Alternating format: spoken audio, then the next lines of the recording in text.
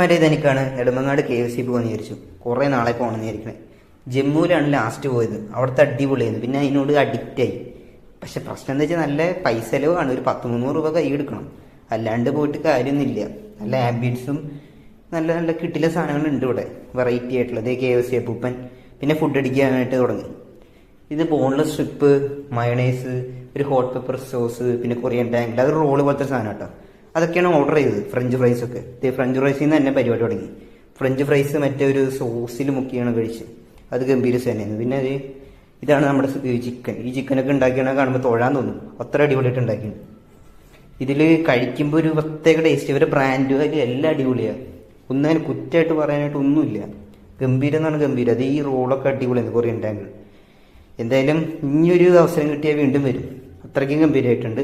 ഫുഡൊക്കെ കഴിച്ചിട്ട് നേരെയാണ് കരിക്ക് കുടിക്കാനായിട്ട് പോയി. ഭയങ്കര വെയിലല്ലേ ഈ സമയത്ത്.